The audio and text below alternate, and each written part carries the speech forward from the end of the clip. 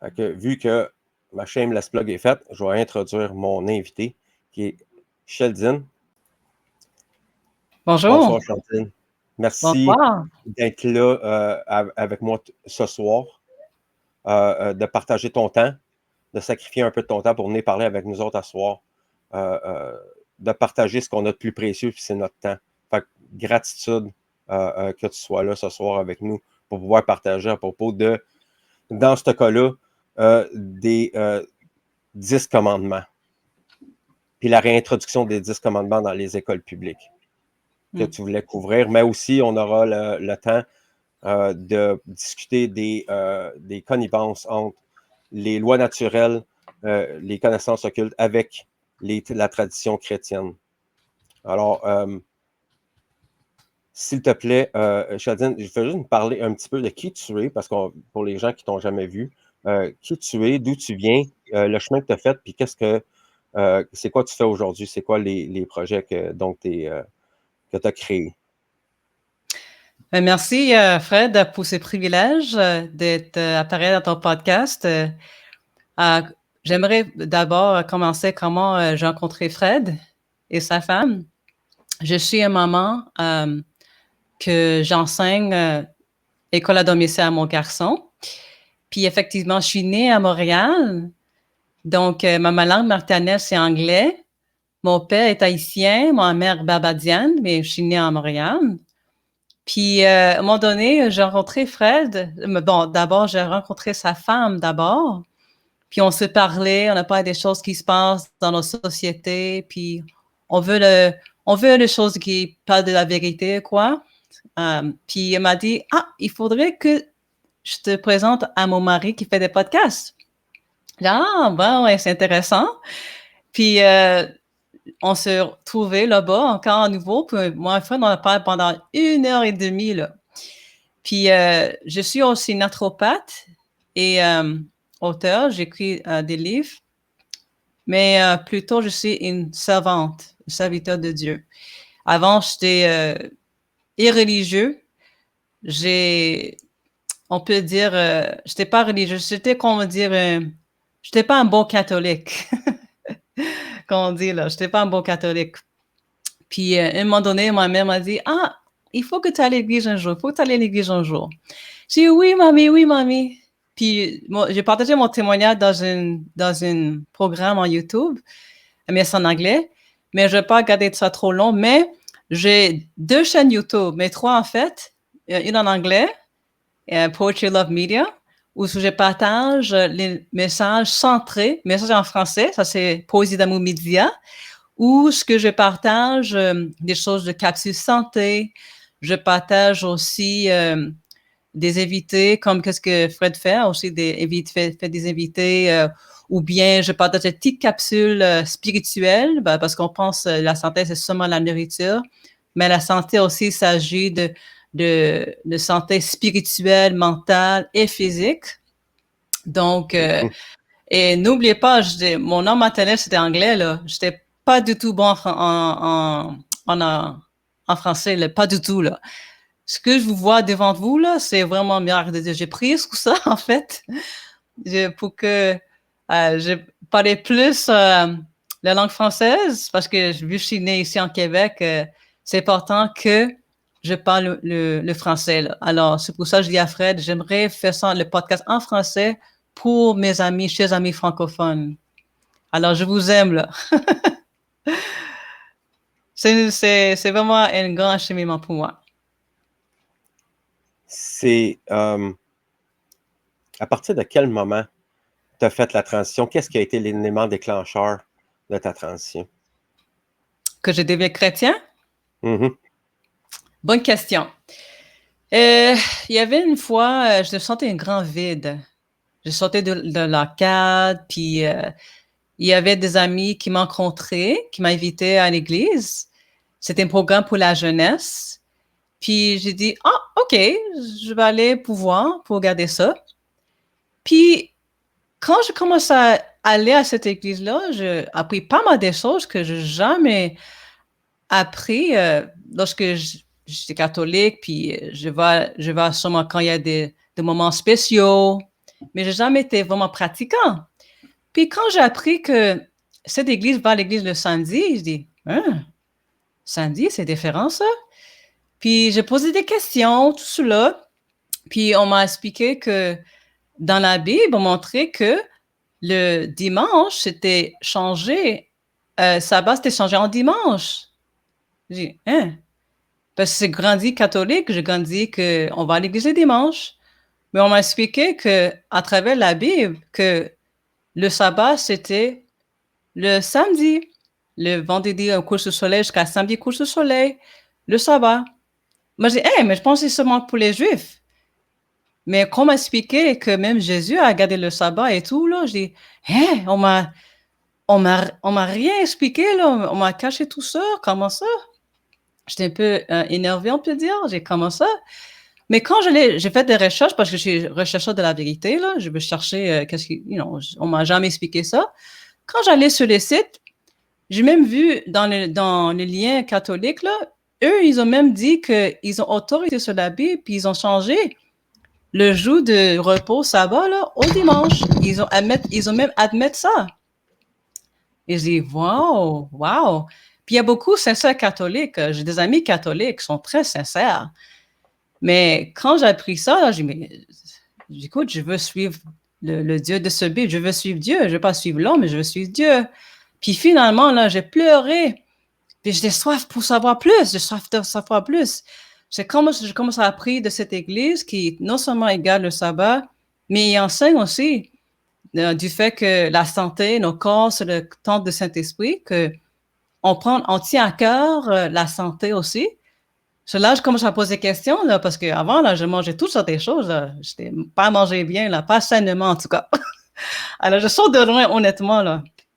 Puis finalement, je commence à apprendre la modestie dans cette église. C'est quoi la modestie?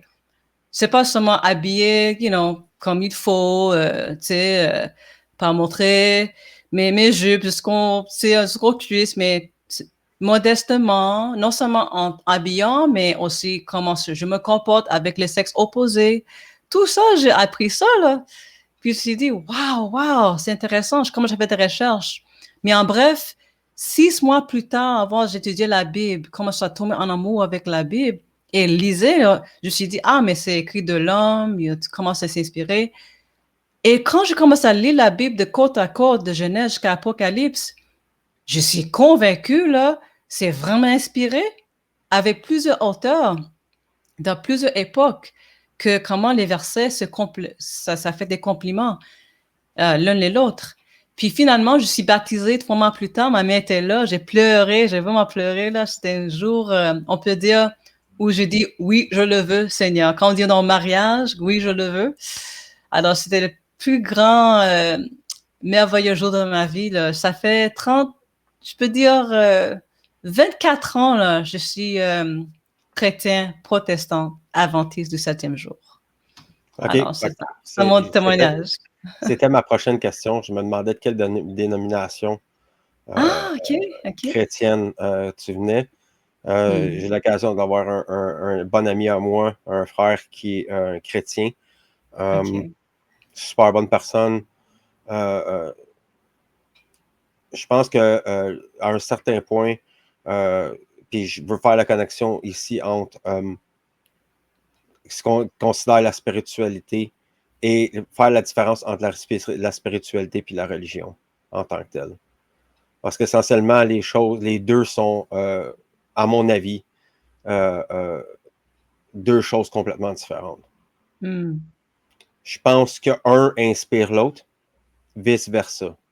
Les gens ont le choix ou pas de le faire, mais je pense qu'essentiellement, la base des principes qui sont là, je pense que quand les gens vont suivre ces exemples-là, il y a certaines doctrines qui viennent des religions qui ont des bons côtés, qui allument les gens, pas juste du côté alimentation, mais au niveau spirituel, puis au niveau moral, au niveau psychologique aussi. Le fait de pouvoir d'avoir un chemin que l'on peut suivre pour atteindre une certaine forme de liberté. C'est ce qu'on est en train de discuter avant la chose.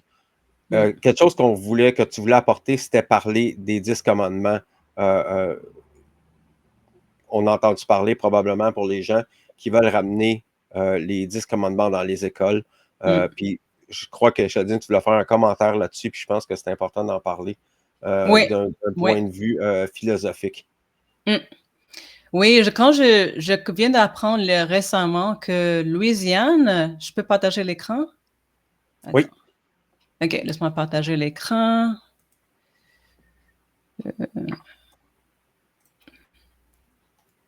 Oui, c'est ça. Alors, c'est... Oui, c'est ça. Tu vois l'écran? OK. Oui, je le vois apparu. Ça sera pas bien. Si je veux arrêter... OK, je vois stop sharing. OK, parfait. C'est quoi que le contrôle? Quand j'ai vu ça, là, quand j'ai vu la Louisiane impose l'affichage des 10 commandements dans ses écoles, en tant que chrétienne protestante, une chose que je sais, c'est que Jésus lui-même a jamais forcé. D'ailleurs, même dans l'Évangile, on voit dans la Bible qu'il n'a jamais mélangé l'État avec l'Église. C'est toujours à part. C'était basé des principes fondamentaux aux États-Unis. Et c'est ça qui donne la liberté. Maintenant, quand on pense aux 10 commandements, ça vient de Exode 20, verset 1 à 17. Et on voit ici, même dans la Bible, on voit l'histoire va se répéter. Lorsque ils ont mélangé le temps des pharisiens, là, ils ont utilisé l'État pour crucifier Jésus. OK? Alors, le danger dans ça, là, c'est que lorsqu'on mélange, lorsqu'on met l'Église avec l'État, ça va créer la persécution. Lorsqu'on force quelqu'un à adorer Dieu, c'est là que... Parce que Dieu est amour. Le Dieu que je connais, il est amour. Jésus a dit dans Jean 3,16 que Dieu a tant aimé le monde, car il a donné son Fils unique, car quiconque qui croit en lui ne périsse point, mais qui ait la vie éternelle. Donc, si on voit ici, là, il dit impose. On sait que ce n'est pas la caractère de Christ. Ça, c'est un. C'est seulement Satan qui impose. Et il y a une chose, le livre que je te donnais là, comme cadeau, là, Fred, tu te souviens? La tragédie des siècles, la grande controverse. T'as quand déjà lu? J'ai pas eu le temps encore. OK. Tu vas voir, tu vas surprendre que toutes les choses qui est dans ce livre dévoilent tout ce qu'on voit là, c'est en train de se dérouler. On voit aussi que la liberté de conscience va affecter. On a déjà vu un avant-goût pendant la pandémie que la liberté, ça commence à petit, là, ça commence à avoir un problème. On voit ça, n'est-ce pas? Je lis un passage dans ce même livre, La Grande Controverse, et je conseille tout le monde qui voit d'avoir ce livre, vraiment là, c'est un riche trésor. Ça parle tous les protestants qui ont mouru pour leur foi et sur des protestants qui parlent contre les ruses de la papauté. Tout ce qu'on voit de la force, il va y avoir un temps aussi que la loi des dimanches même va être impliquée. Les gens vont être forcés d'observer le dimanche. Même les athées, tout le monde va être forcé. Tout ce qu'on voit, c'est juste un avant-goût. Là. On voit déjà ici sur cet article, on voit ici les 10 commandements dans cet article que je viens de lire. Avant je lis ça, il dit « Les 10 commandements dans chaque salle de classe, tu placarderas. C'est le tenant de loi promulguée mercredi. » Donc, j'aimerais dire un commentaire là-dessus. C'est bien bon et important que les 10 commandements apportent la morale. On est d'accord avec ça. Ça aide les gens à être des bons citoyens.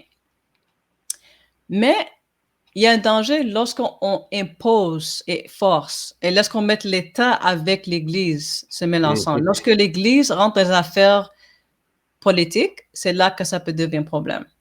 Je lis un passage dans la grande controverse qui dit « La Constitution des États-Unis garantit la liberté de conscience. Rien n'est plus précieux ni plus fondamental. Le pape Pie IX, dans son encyclique du 15 août 1854, dit ceci. Les doctrines absurdes, erronées ou extravagantes favorables à la liberté de conscience sont une erreur pestilentielle, une peste de plus redoutable pour un État. Le même pape, dans son encyclique du 8 décembre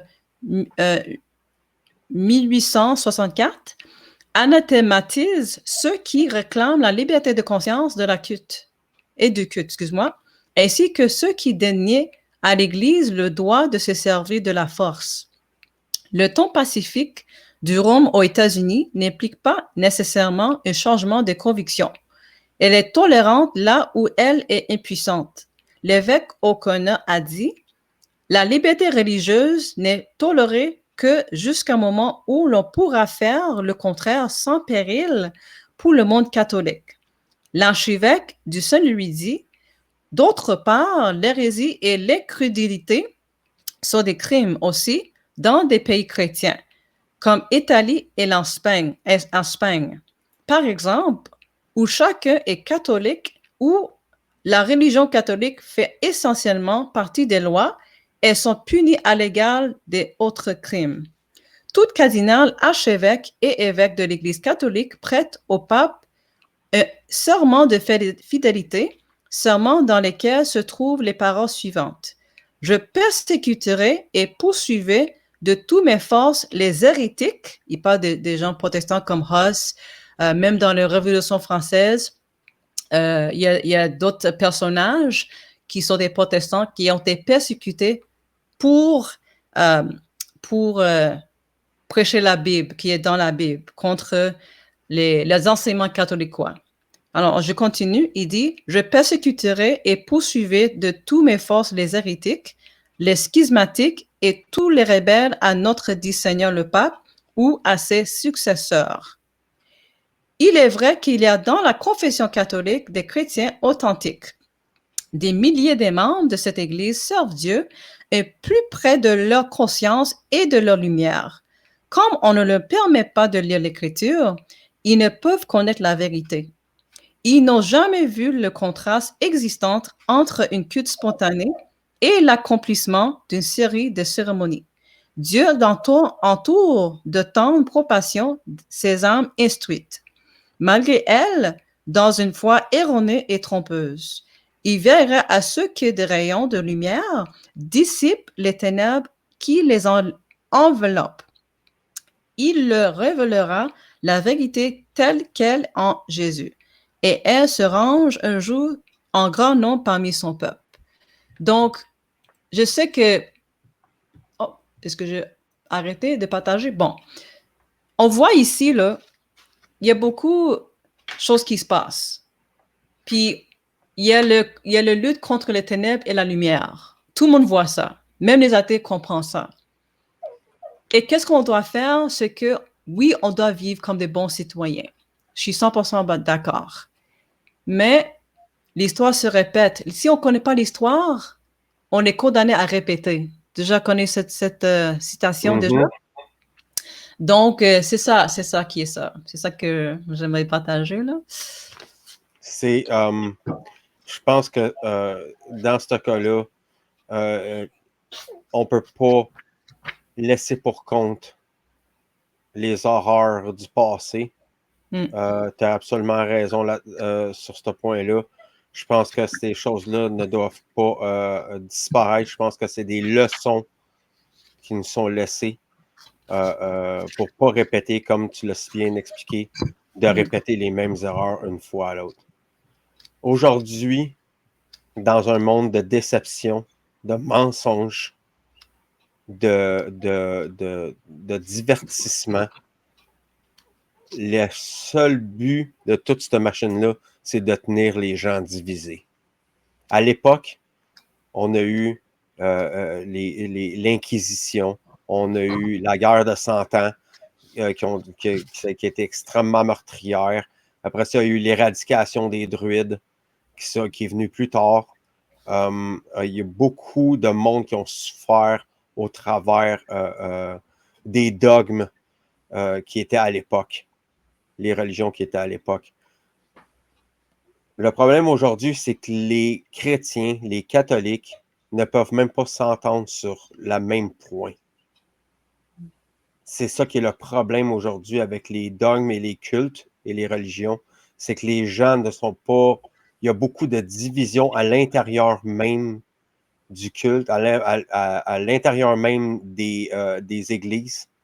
Les gens sont sectionnés un à l'autre. Il y a beaucoup de chicaneries, de mésententes, d'immaturité qui fait que le mouvement en tant que tel qui est, pour moi, qui devrait être un message positif, devient, fait le contraire éventuellement.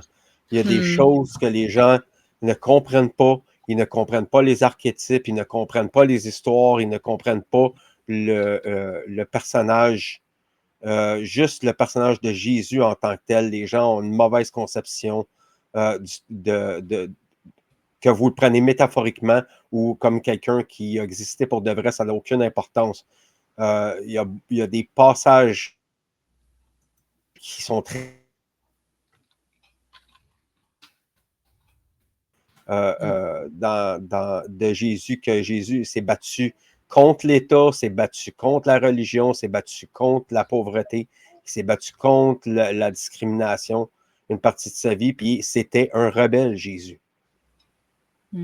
Il a mené les Juifs à la guerre, à la Révolution. Ça, c'est expliqué dans la Bible.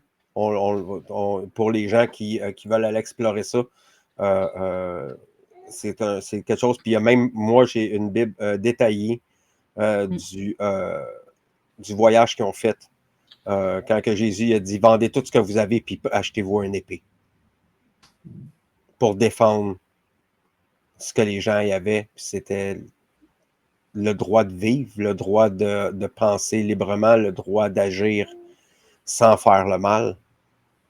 Jésus, qu'est-ce qu'il a fait quand il a vu les banquiers dans les temples, quand il a vu les changeurs de monnaie, il les a sacrés dehors. Il les a sortis, il les a fouettés. Vous n'avez pas d'affaires dans une place de culte, dans une place où les gens se rassemblent pour méditer ensemble, pour contempler sur des doctrines. Ensuite, il s'est battu contre l'autorité, puis c'est ça qui l'a tué éventuellement. Quand on marche dans le sens contraire de l'autorité de l'époque, qui étaient les Romains, c'est pas pour rien aussi que dans la Bible, il y a une section qui s'appelle Romains. Okay? Parce que ça a été rajouté par ces gouvernements-là qui étaient à l'époque, cette autorité-là qui était à l'époque. Il y a eu beaucoup de modifications au travers des versions. Comment il s'appelle déjà le gentleman qui a fait... il y a eu Constantinople, aussi le personnage de Judas puis le personnage de Jésus qui a eu un débat aussi là-dessus à l'époque. Puis ensuite, il y a eu la version du King James. Puis ensuite, il y a Francis Bacon, aussi la version qui a été modifiée. Fait qu'il y a beaucoup d'interprétations différentes, de dénominations par rapport à ça. Mais qu'est-ce que je veux en venir? Puis excuse-moi, Sheldon, si j'ose, avec l'habitude, avec le temps, je peux parler tout seul, là. Fait que si tu veux m'interrompre, il n'y a pas de problème. Ce que je veux apporter, c'est la connexion entre les 10 commandements, puis l'occulte, puis la moralité. Parce qu'essentiellement, c'est comme j'avais jasé avec Sheldon dans une de nos conversations, c'est que essentiellement, ce qui arrive, c'est qu'il y a un certain pourcentage des chrétiens qui partagent sensiblement, parallèlement, les mêmes valeurs, les mêmes principes qui sont enseignés, que moi, que j'ai pris en dedans de moi, qui m'a fait comprendre, qui a fait que je suis devenu une personne consciente, que je suis devenu une personne avec de la compassion. On n'a pas passé par le même chemin, mais essentiellement, le résultat est le même au bout. Fait que si tu veux nous parler rapidement, à ton opinion, OK. qu'est-ce qui... le lien avec la spiritualité? Oui, si tu veux nous parler de ta compréhension, de ton opinion à propos de la connexion entre les deux. Ah, OK, avec la spiritualité et Mhm. la religion? Mhm. OK. Oui, je peux répondre. Dans Jacques 1, verset 27, il dit, la religion pure et sans tache devant Dieu, notre Père, consiste à visiter les orphelins et les veuves dans leur affliction et à se préserver des souillures du monde. Ce que j'ai compris dans ça, c'est que c'est pas juste de faire du bien, d'aider les gens qui sont dans les afflictions qu'on voit dans le texte, mais ça se fait pas souillure du monde. Qu'est-ce que ça veut dire par cela? Ça veut dire, si on fait partie des choses de corruption dans ce monde, c'est pas la pure religion. Donc, Jésus a démontré c'est quoi la pure religion. Et Dieu, il fait pas d'erreur. Il dit aussi dans l'Écriture qu'il y avait une puissante présentation sur cela, que dans la Bible, souvent il y a des gens qui disent « Ah, c'est quelque chose qui est écrit par l'homme et tout cela. » Oui, c'est écrit par l'homme. Oui, il peut faire des petites fautes, mais c'est juste des fautes comme au niveau des points, des ponctuations, là, genre. Là. Puis c'était vraiment profond. Il a montré, il a fait une démonstration là, dans son présentation comment la Bible est fiable. Et moi, je peux dire vraiment convaincu, je suis 100% convaincu. Surtout, je n'étais pas quelqu'un de religion, je n'étais pas religieuse avant, là. Mais c'est quoi la vraie religion, je me suis dit? C'est vraiment de ne pas se faire souillure du monde et c'est de faire du bien les uns les autres, comme tu dis, sans hypocrisie. Les gens n'aiment pas les hypocrisies. Jésus n'aime pas les hypocrisies. Moi, j'aime pas les hypocrisies. C'est quoi l'hypocrisie? C'est lorsqu'on dit une chose, puis on fait le contraire. On fait d'autres. Ce qu'on dit, on peut comme là. Et C'est les la gens dissonance voient. cognitive. Ouais, Dissonance pardon? cognitive. C'est la Hein? dissonance cognitive. Oui, l'hypocrisie, là, c'est quelque chose que Jésus déteste. Et on voit des exemples dans les évangiles, quand tu lis Matthieu, Marc, Luc et Jean. On voit constamment Jésus vivre ce qu'il prêche. Et c'est ça que les gens cherchent. Les gens, des fois, là, même les athées, j'ai des amis qui sont athées. Et c'est quelque chose, même eux, ils ont un peu de foi. Ils ont une foi qu'ils vont vivre demain. Ils ont une foi que le réussite, le projet qu'il fait, là, ils vont le réussir. C'est un genre de foi aussi. Mhm. Mais c'est quelque chose. Les athées, là, quand ils voient l'hypocrisie dans l'Église, c'est ça. Ils vont voir, ah, c'est ça le christianisme. Mais au contraire, s'ils voient les chrétiens qui se proclament en accord avec leur vie, c'est ça leur Bible à eux. C'est ça qu'ils vont voir comme Bible. Est-ce que je fais du bien à quelqu'un? Est-ce que je paye mes dettes à l'heure? Est-ce que je prends soin mes entours? Est-ce que je respecte mes parents? Est-ce que je respecte mon mari? Ou est-ce que si c'est un mari, est-ce que je respecte ma femme? Mhm. Est-ce que je me dis excuse si je suis en tort? C'est ça. C'est ça que les gens regardent. C'est ça la Bible. C'est ça.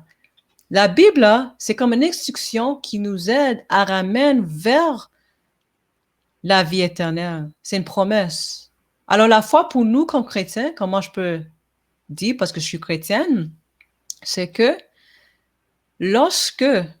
Attends, je vais pas tanger, là. C'est vraiment profond, là. C'est dans Hébreux 11, Prends ton verset temps, 1. c'est correct. Hein, comment? Prends ton temps, c'est correct. C'est correct? Ah, OK. Je suis très je, concentrée de ton ton-là, là. Dans j'en Hébreux profite. 11... Oh, excuse-moi. Non, non, vas-y, tu veux dire quelque chose? Oui, je vais en profiter pour les gens, là, si vous avez des questions. Je check les Ah, OK. commentaires en ce moment. Si vous avez des questions à propos de ce qu'on est en train de parler, qu'est-ce que Sheldon a partagé avec nous, gênez-vous pas. Je vais les faire passer les questions, il n'y a pas de problème. Si vous voulez participer, là. J'ai vu plein de monde. Patrick, William, Sal, représentativité, salut mon chum. Ensuite, Sophie, j'ai vu d'autres, là, je n'ai manqué quelques-uns. Mais bienvenue de la gang, merci d'être là.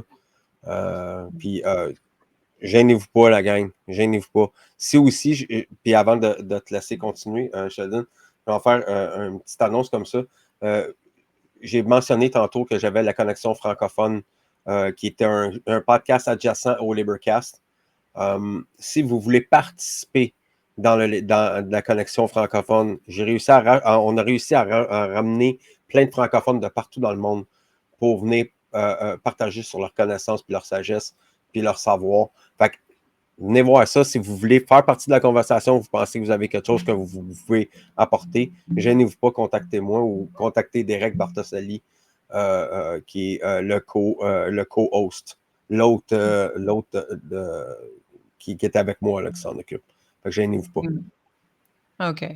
Juste pour te dire, la sagesse que je parle, ça vient pas de moi, ça vient de Dieu. C'est ça que je voulais ajouter.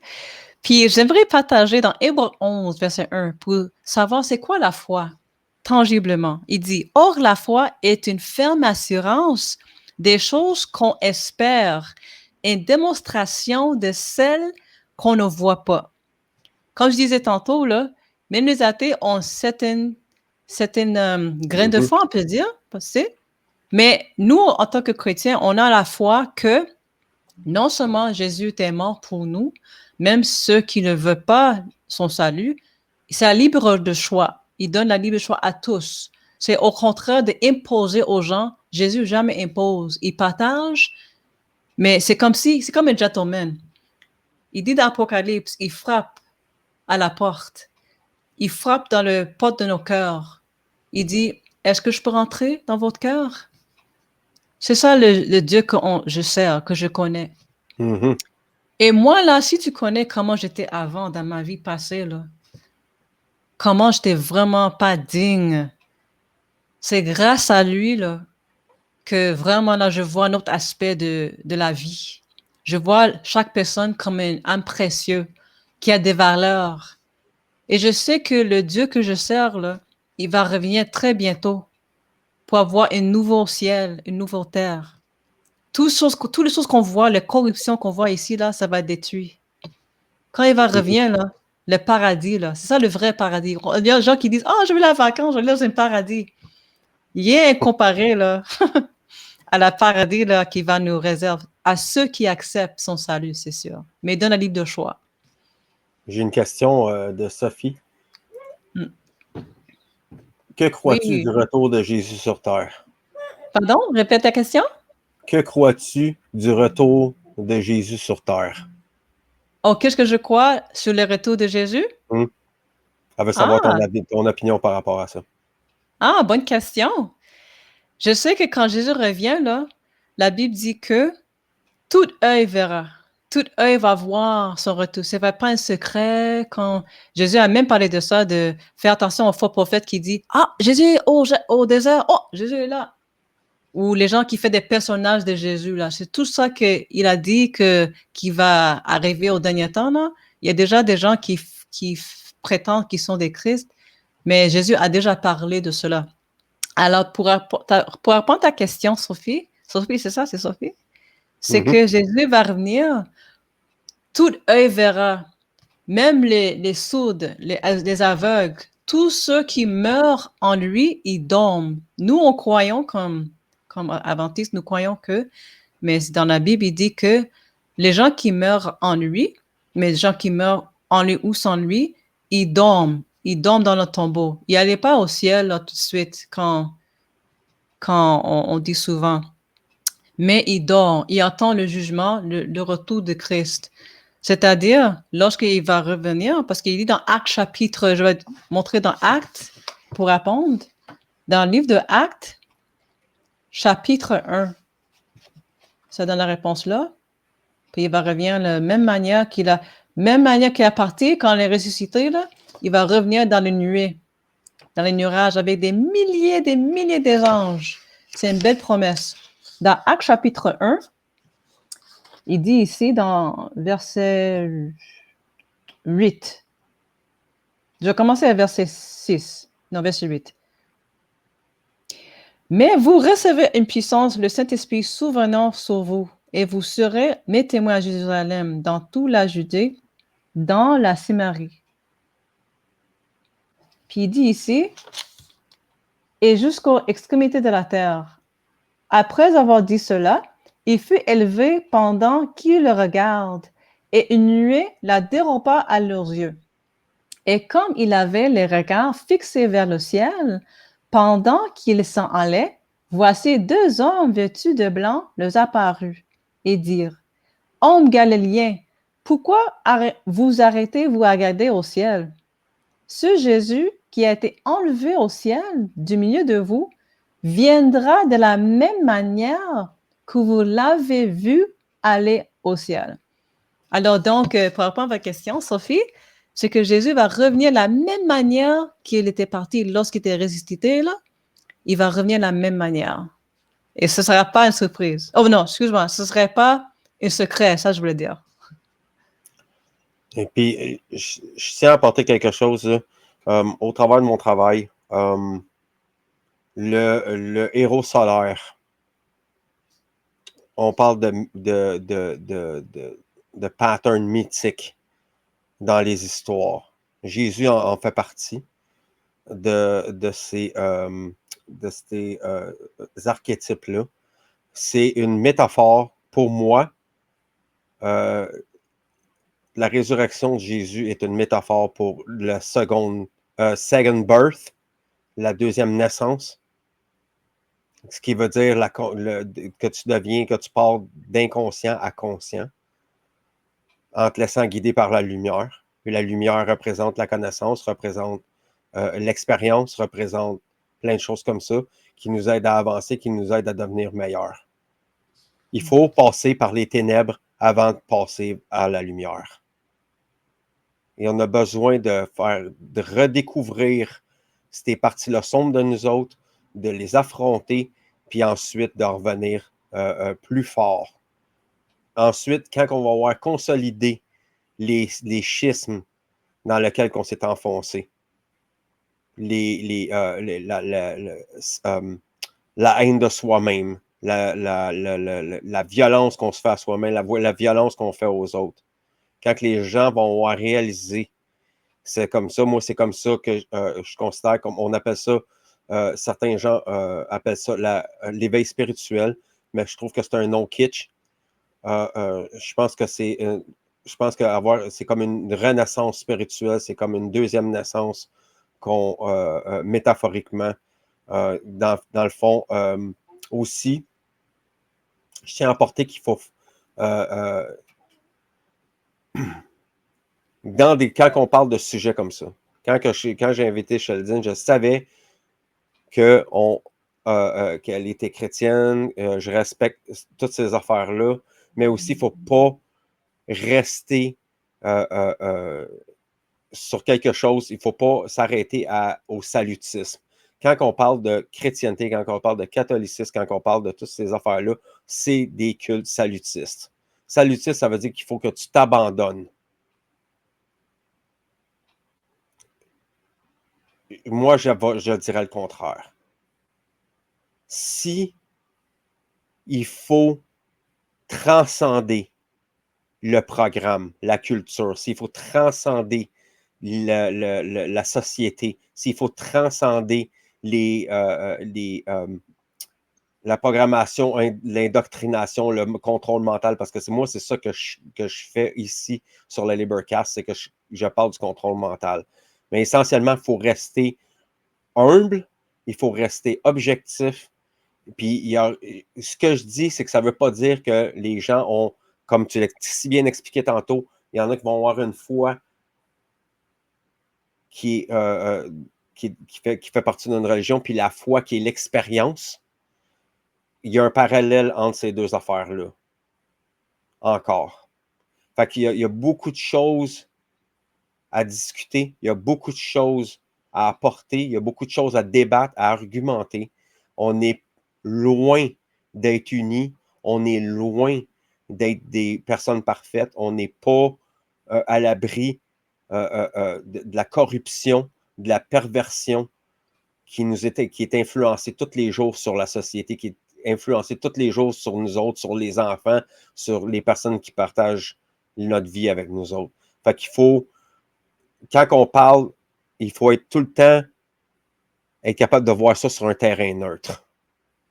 Du point de vue, moi, je le vois métaphorique, je le vois spirituel, je le vois comme une ascension, une transmutation alchimique spirituelle, mais essentiellement, ce qui arrive avec la chrétienté, c'est qu'on va utiliser l'histoire de Jésus pour raconter une histoire qui est la Renaissance, qui est la deuxième naissance, qui est, dans le fond, l'éveil spirituel. Pourquoi je dis ça? Parce que souvent, quand vous allez voir dans les imageries, Jésus va avoir un soleil en arrière de lui. Ce n'est pas une coïncidence. La croix en tant que telle, la croix, si vous prenez un cube 3-dimensionnel, puis que vous le dépliez, ça donne une croix. La croix utilisée est blindée avec du symbolisme. C'est incroyable, tout le symbolisme, toute la définition, toute l'histoire, comment on utilise les objets, comment on utilise les symboles pour influencer la conscience des gens. Fait que moi, je viens d'un côté un petit peu plus, comment je pourrais dire, plus peut-être gnostique, peut-être d'un côté, je ne sais pas si je pourrais appeler ça comme ça, mais je pense que ce qui est important au travers de ce qu'on a parlé à soir, c'est qu'est-ce qui se passe dans les 10 commandements. C'est quoi les commandements les plus importants? C'est tu ne voleras point. C'est le principal, le plus important des 10 commandements. Parce que le vol représente tout ce qui est le mal. Toutes les formes de mal qui peuvent être faites peuvent être rassemblées dans le vol. Intéressant, mais merci pour partager. Je peux dire le vol, c'est vrai quand on vole, par exemple, quand on vole des choses à nos prochains, lorsqu'on adore d'autres dieux, on vole qu'est-ce qui est dit à Dieu, par exemple. Lorsqu'on observe un autre jour du sabbat qui Dieu n'a pas ordonné, c'est une vol aussi. Alors, je suis d'accord dans un sens que vol, c'est très sérieux, là. Lorsque quelqu'un commet adultère, on vole un mari ou une femme qui appartient à une autre personne. Donc, c'est intéressant. Non, merci pour partager ton point de vue et tout ça. Je respecte nos différences de convictions là-dessus. Je suis très ferme de ma conviction et je sors de très loin. Et je peux dire honnêtement là que je suis vraiment, on peut dire, bénie par cette expérience que j'ai vécue pendant 24 ans et compter. Je pense que on est rendu dans un temps où il faut s'inclure, s'unir, même au travers de ça, même au travers de nos différences, même du point de vue idéologique ou du point de vue philosophique. Je pense qu'on est rendu à un point que si on veut apporter des changements, il faut arrêter d'être désunis, il faut arrêter d'être séparés, puis travailler ensemble sur le même but. Puis je pense que n'importe quel chrétien ou n'importe quel occultiste ou n'importe quelle personne, ce qu'il cherche vraiment, c'est la liberté. Bien sûr. La liberté de s'exprimer, la liberté d'être, la liberté de s'exprimer en tant que personne, la liberté de parole aussi. Il y a beaucoup de choses qui viennent. Puis, je tiens à dire que du point de vue du vol, pourquoi que je dis que le vol, c'est le seul, ben, c'est pas le seul, c'est le point le plus important parce que tu peux voler l'intégrité physique à quelqu'un. Tu peux voler la vérité à quelqu'un. Tu peux voler son consentement. Tu peux voler sa propriété. Tu peux voler des objets, whatever, des affaires comme ça. Fait qu'essentiellement, le viol, c'est voler le consentement à quelqu'un. C'est voler la liberté de quelqu'un d'être laissé tranquille, de ne pas être brutalisé ou des affaires comme ça. C'est ça que je veux dire quand je parle que les lois naturelles pourraient être rapetissées en 3 ou 4. Parce qu'il y a beaucoup de patterns qui reviennent au vol. Comme voler quelque chose à quelqu'un, voler dans le sens de liberté à quelqu'un, séquestration, obliger à quelqu'un à faire quelque chose, c'est tout un vol de quelque chose.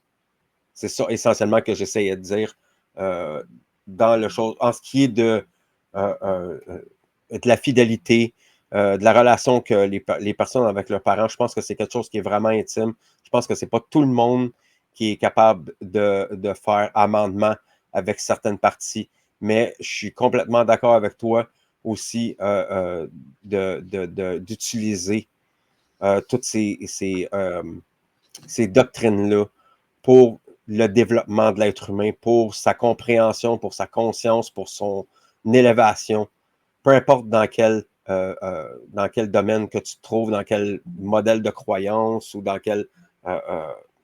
ça n'a aucune importance parce qu'essentiellement, moi, personnellement, je vais vous dire, pour les gens, tu n'as pas besoin d'être dans une religion pour croire à Dieu. Ouais, la définition de religion, comme je disais tantôt, c'est vraiment la pure religion, là, c'est de visiter les orphelins, visiter ceux qui sont affligés et de ne pas se faire suivre du monde. C'est ça la vraie religion, en fait. Mm-hmm. Et L'amour, l'attention. l'amour, c'est ça. Et qu'est-ce qui est merveilleux avec les 10 commandements, honnêtement, c'est comme un miroir. Lorsqu'on regarde un miroir, puis il y a des taches dans nos visages, puis le miroir, ça nous permet de voir s'il y a des taches.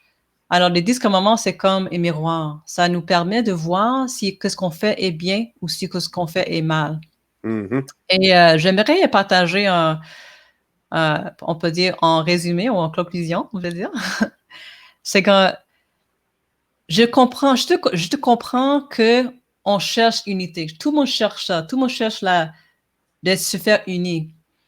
Mais malheureusement, selon l'histoire, les protestants qui ont, on peut dire, mouru pour la vérité, pour que on a la liberté de conscience aujourd'hui, c'est grâce à eux. C'est que il va jamais avoir de unisson, malheureusement, c'est la réalité.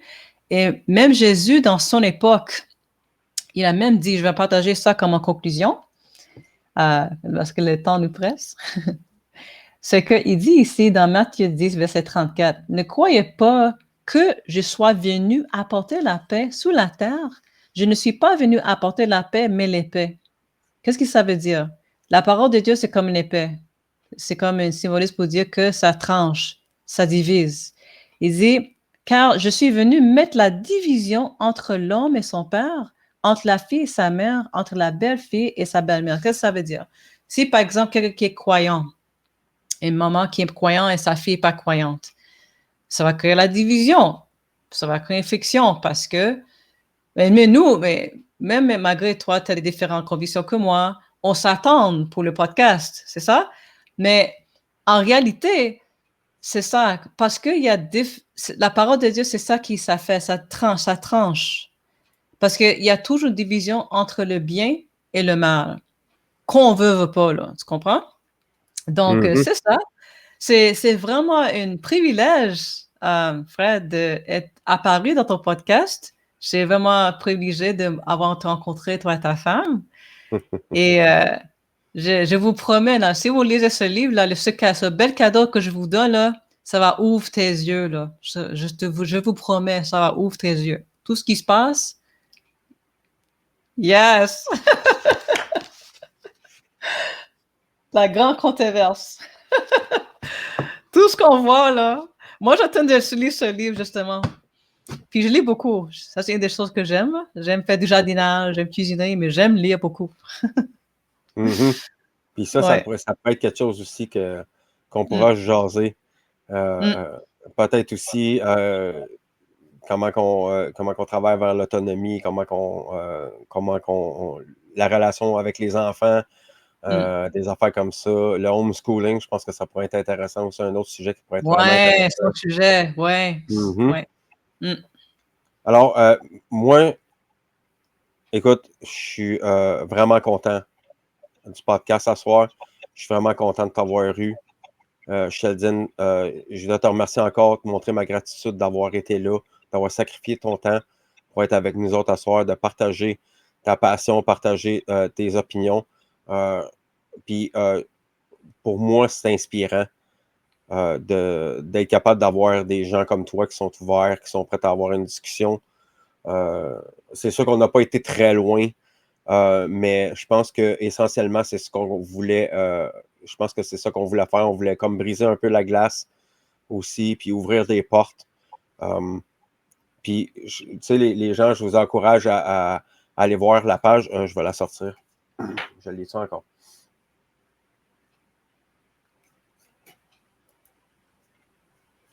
Laissez-moi 2 secondes.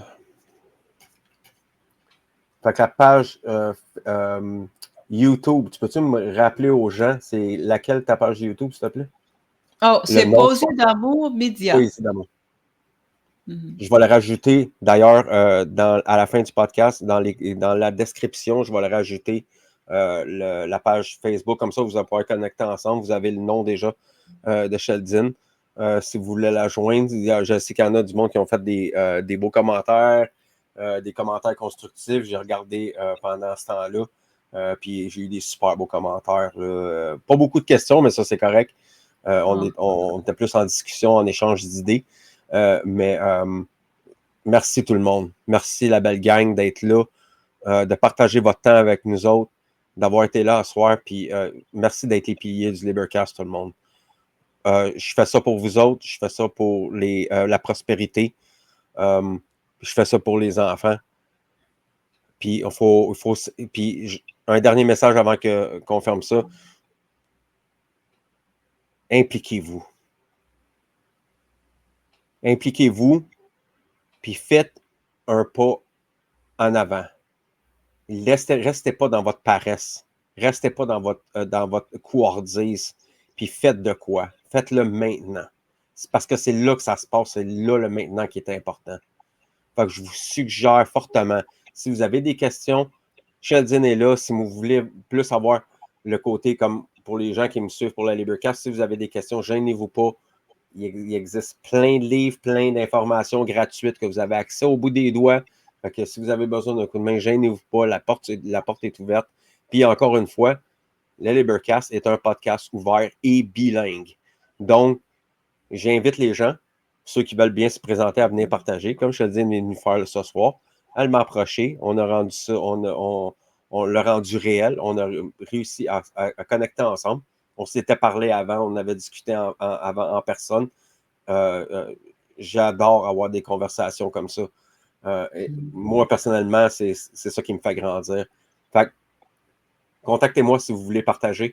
Le podcast est ouvert. Puis aussi, la prochaine, pour les gens qui sont encore là, qui veulent savoir, Sheldon va revenir dans 2 jours pour faire la version anglophone du podcast qu'on a eu ce soir. Fait que soyez là, parce qu'il va sûrement avoir d'autres détails, d'autres choses qu'elle va pouvoir dire, dû à que c'est sa langue secondaire, le français. Fait qu'on va avoir peut-être plus d'insight, peut-être plus de sagesse en arrière, des choses qu'elle veut partager. Fait que je vous invite tout le monde à nous joindre dans 2 jours, qui est le 4 juillet, à 8h30 sur le Libercast. Je vais partager ça, je vais faire une annonce pour inviter les gens, pour parler aux gens. Fait que gênez-vous pas. Puis passez une bonne soirée, la gang. Merci encore, puis passez une très bonne soirée. À jeudi. Bye.